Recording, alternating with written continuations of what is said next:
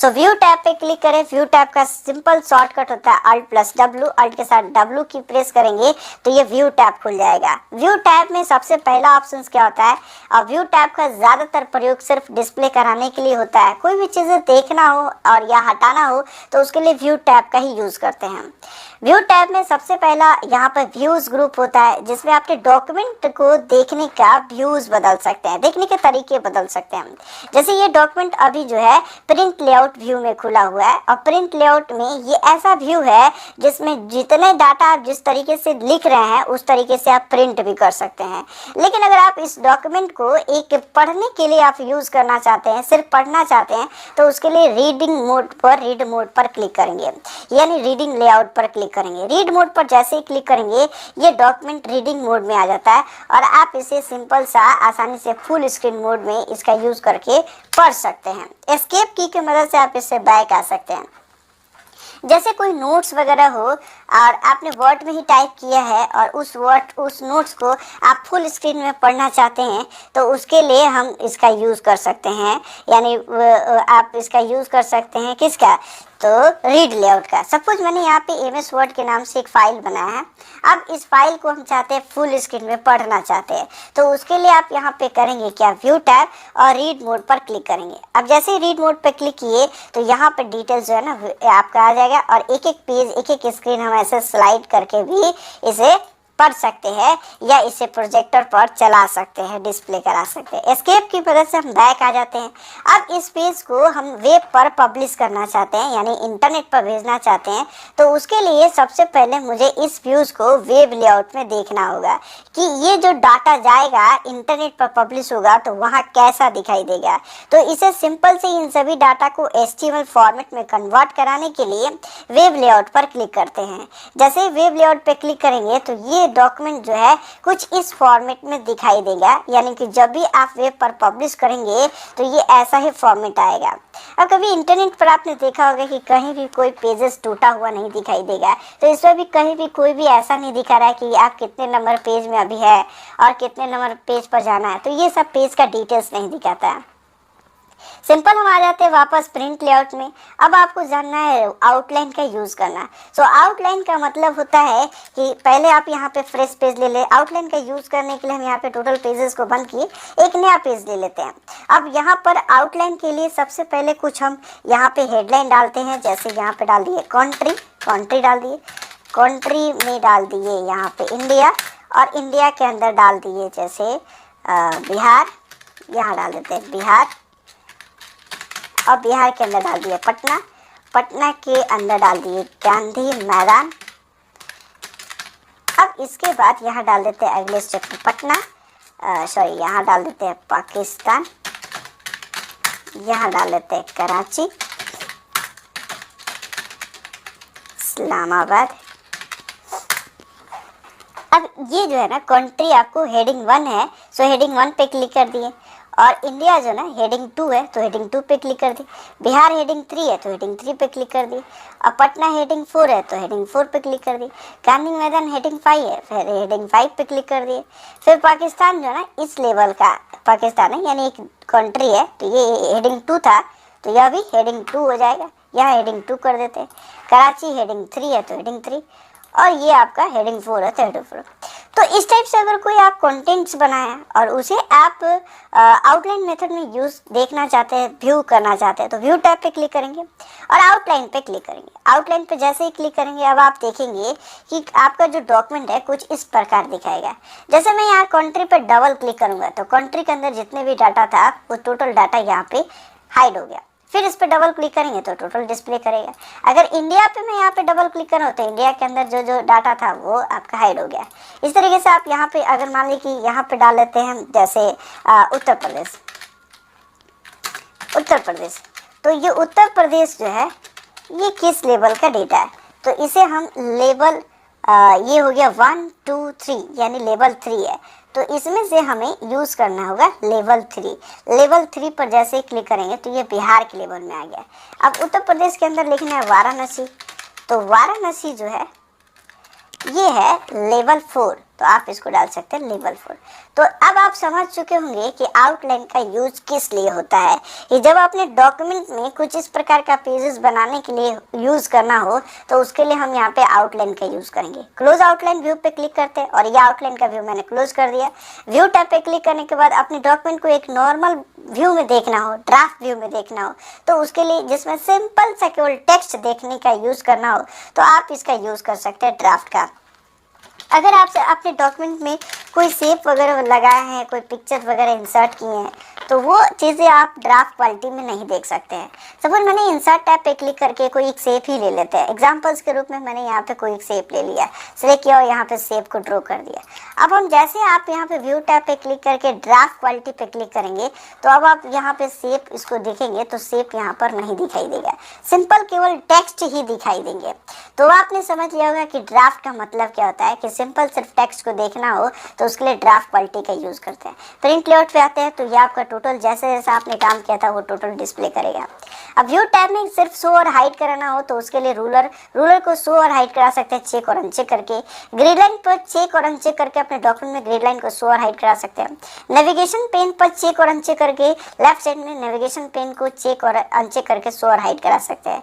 इसके बाद होता है जूम का ग्रुप के अंदर जूम होता है। जूम में आप मैक्सिमम जो है ना 500% तक जूम कर सकते हैं।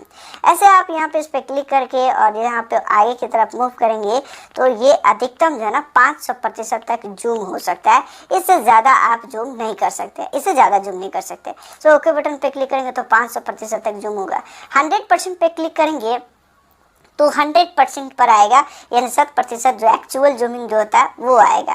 अगर अपने डॉक्यूमेंट को एक पेज देखना चाहते हैं तो 1 पेजेस पे क्लिक करेंगे तो सिंपल पूरे स्क्रीन में आपको एक ही पेज दिखाई देगा। अगर हम इसका साइज छोटा भी कर लेते हैं ना, जैसे यहाँ पे साइज मैंने छोटा कर लेते हैं तो छोटा करेंगे तो भी आपको यहाँ पे एक पेजेस का जो है ना स्क्रीन दिखाई देगा। अब इसी तरीके से आपको एक डॉक्यूमेंट के अंदर 2 पेज कम से कम दिखाई देना चाहते हैं तो इसको सिलेक्ट करते हैं Ctrl+C Ctrl+V तो हमें एक से ज़्यादा पेजेस मैंने यहाँ पे बनाया। अब 2 पेज आप देखना चाहते हैं तो मल्टीपल पेज पर क्लिक करेंगे तो आप देखेंगे कि एक स्क्रीन पर जो ना मल्टीपल पेजेस दिखाई देंगे। इसको छोटा भी करेंगे तो यहाँ पर मल्टीपल पेजेस दिखाई देते हैं जब आप इसका जूमिंग कम करेंगे तब। तो ये मल्टीपल पेजेस के रूप में देखने के लिए इसका यूज करते हैं। पेज की विड्थ, पेज की चौड़ाई समझना है तो पेज विड्थ पर क्लिक करेंगे तो इसकी जो चौड़ाई होगी लेफ्ट और राइट में पूरी की पूरी चौड़ाई दिखाई देगी। इसे हम छोटा करते हैं तब भी आपकी जो चौड़ाई जो ना फिट दिखाई देगा, लेफ्ट में भी और राइट में भी। तो ये पूरी चौड़ाई समझने के लिए पेज विड्थ का यूज करते हैं। अगले स्टेप में आपको जानना है विंडोज ग्रुप के अंदर न्यू विंडो। ये आपने डॉक्यूमेंट 7 पे काम कर रहा है और डॉक्यूमेंट 7 का ही एक और डुप्लीकेट विंडो देखना चाहते हैं। या सपोज मैं इसे सेव कर लेता हूँ। सेव करने के लिए मैंने सिंपल Ctrl+S का यूज किए और हम यहाँ पे कंप्यूटर ब्राउज करके इसे किसी नाम से सेव कर लेते हैं। फॉर एग्जांपल मैंने इसे सेव कर दिया राज के नाम से और इसे सेव कर दिया। अब राज का ही फाइल डुप्लीकेट देखना चाहते हैं किसी दूसरे विंडो में तो उसके लिए हम यहाँ पे न्यू विंडो पर क्लिक करेंगे। न्यू विंडो पे जैसे ही क्लिक करेंगे राज 2 करके फाइल आएगा। यहाँ पे देखिए राज 2 हो गया, मतलब राज के अंदर जो है ना डॉक्यूमेंट के अंदर 2 डॉक्यूमेंट आ गया MS वर्ड के अंदर। अब इन दोनों डॉक्यूमेंट को एक साथ व्यू करके देखते हैं तो इसे हम क्या करते क्या है, ऐसे इसको छोटा कर लेते हैं यानी रिस्टोर डाउन तो एक इधर भी दिखाई देगा और इसको भी छोटा करना चाहे तो इसे भी छोटा भी कर सकते हैं। अब दोनों को ऐसे छोटा छोटा करके और एक में कोई काम करेंगे तो वो दोनों में दिखाई देगा। यह सिंपल सा लॉजिक है कि दोनों एक ही स्क्रीन में देखना चाहते हैं तो व्यू टैब में ये ऑप्शन होता है अरेंज ऑल का। अरेंज ऑल पर जैसे ही क्लिक करेंगे तो अपने स्क्रीन पर यानी दोनों विंडो को आप अरेंज होता हुआ पाएंगे। यानी एक ऊपर यहाँ पे टॉप में वीडियो प्रोवाइड्स पावरफुल, ऐसे यहाँ पे भी लिखा हुआ वीडियो प्रोवाइड्स पावरफुल। अगर हम किसी एक डॉक्यूमेंट में कोई डाटा फिट कर यहाँ लिखते हैं, सपोज मैं यहाँ पे लिख रहा हूँ कि अमित कुमार सिंह, तो आप देखेंगे कि यह क्या हो रहा है कि एक में हम टाइप कर रहे हैं तो यह डाटा दोनों में टाइप हो रहा है।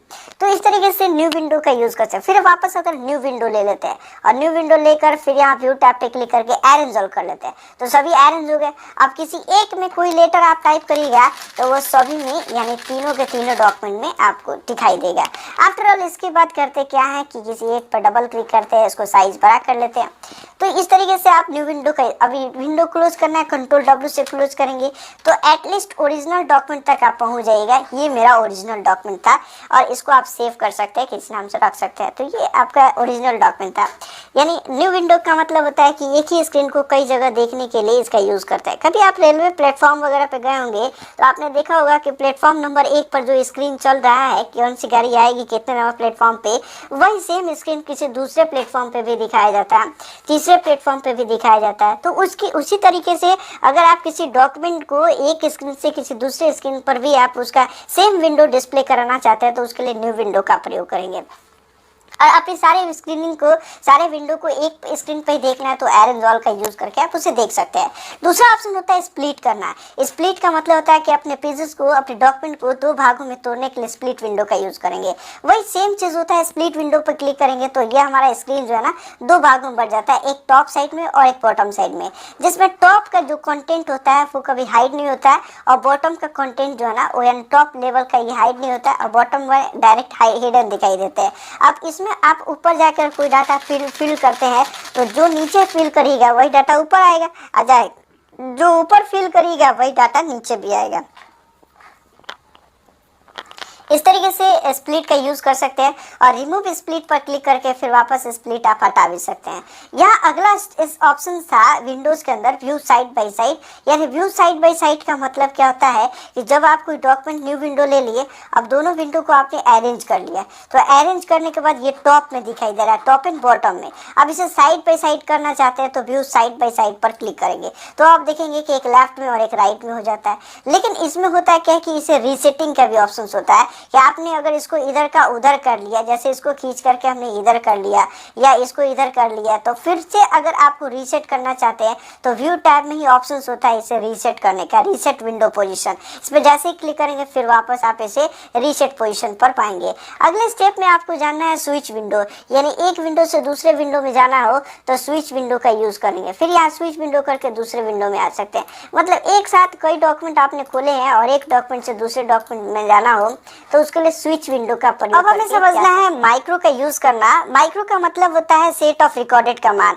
यानी बहुत सारे कमांड को एक ही शॉर्टकट में सेट करना चाहते हैं तो उसके लिए माइक्रोस का यूज कर सकते हैं। सपोज मान लीजिए सिंपल सा टेक्स्ट को सिलेक्ट कर लेते हैं जिसके ऊपर हम बहुत सारे कमांड अप्लाई कराना चाहते हैं, तो उसके लिए हम इस वर्ड को सिलेक्ट कर लिया और सिलेक्ट करने के बाद हम इस वर्ड पे डबल क्लिक करके भी सिलेक्ट कर सकते हैं। माइक्रो पे क्लिक किए और इसके बाद आप रिकॉर्ड माइक्रो पे क्लिक करेंगे। रिकॉर्ड माइक्रो पे क्लिक करने के बाद यहाँ पे जिस नाम से आप कमांड बनाना चाहते हैं, जैसे मैं यहाँ पे फॉर्मेटिंग के नाम से कमांड बनाना चाहते हैं तो फॉर्मेटिंग पे क्लिक किए और कीबोर्ड बटन पे क्लिक किए।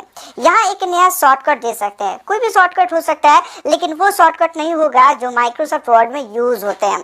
जैसे मान लीजिए कि आप चाहते हैं कंट्रोल एस कर दे तो कंट्रोल एस करिएगा तो क्या होगा, कंट्रोल एस से फिर वापस सेव आपका नहीं हो पाएगा। कंट्रोल ओ कर दे तो ओपन नहीं हो पाएगा, है ना। तो वो शॉर्टकट हम नहीं देंगे जो इसके अंदर पहले से यूज हो रहे हो, हम ऐसा शॉर्टकट देंगे जो इसके अंदर नहीं यूज होते हो। जैसे मान लीजिए कि मैंने यहाँ पे टाइप किया कंट्रोल+3 तो कंट्रोल के साथ 3 शॉर्टकट यूज नहीं होता है तो यही टाइप कर लेते हैं और असाइन बटन पे क्लिक कर लेते हैं, इसे क्लोज कर लेते हैं। अब इसको करना क्या है, अब इसके अंदर आप देखेंगे माउस पॉइंटर के साथ एक रिकॉर्डिंग शुरू हो गया। जरा सा हम इसे जूम करके दिखा दे आपको। यहाँ देखिए पॉइंटर के साथ एक रिकॉर्डिंग आ चुका है। अब इसमें जो जो कमांड सेट कराएंगे ना वो सेट हो जाएगा। अब इसके अंदर यानी ये जो वर्ड आपने सिलेक्ट किया है इस वर्ड के ऊपर आपको करना क्या है अप्लाई, तो बोल्ड करना है, इटैलिक करना है, अंडरलाइन करना है और इसका साइज क्या होना चाहिए वो साइज डिफाइन कर लेना है। 14 की जगह पे हमें 18 चाहिए तो 18 कर लीजिए। अब वापस हम व्यू टैब पे क्लिक करते हैं और माइक्रो में जाकर और इस रिकॉर्डिंग को स्टॉप कर लेंगे। स्टॉप रिकॉर्डिंग का ऑप्शन आएगा तो स्टॉप रिकॉर्डिंग पर क्लिक करें। जैसे स्टॉप रिकॉर्डिंग पर क्लिक करेंगे रिकॉर्डिंग हमारा क्लोज हो गया। अब किसी भी वर्ड पर आप डबल क्लिक कर उस वर्ड को सिलेक्ट करिए और सिंपल शॉर्टकट प्रेस करिए कंट्रोल+3। कंट्रोल के साथ जैसे ही 3 प्रेस करिएगा तो आप देखेंगे कि यह बोल्ड हो जाएगा, इटैलिक हो जाएगा, अंडरलाइन हो जाएगा और इसकी साइज जो है 18 हो चुका है। तो किसी भी वर्ड को, किसी सेंटेंस को डायरेक्ट कंट्रोल+3 पर प्रेस करके या आप टाइम सेविंग का काम कर सकते हैं। किसी वर्ड को आपने सिलेक्ट किया और कंट्रोल 3 प्रेस करके आप टाइम सेव कर रहे हैं। अब मुझे बार बार बोल्ड, इटैलिक, अंडरलाइन और वापस मुझे ये चीज तो नहीं करना पड़ेगा। सिंपल सा एक शॉर्टकट में कई फॉर्मेटिंग को या कई टास्क को आप यूज में ला सकते हैं और इस तरीके से माइक्रो का यूज कर सकते हैं। माइक्रो के साथ ही हमारा माइक्रोसॉफ्ट वर्ड खत्म हो चुका है। मिलते हैं अगले क्लासेस में। अगर अब तक आपने हमारे वीडियो को लाइक नहीं किया है तो प्लीज इसे लाइक कर दीजिए और अगर आपने अभी तक चैनल हमारा सब्सक्राइब नहीं किए हैं तो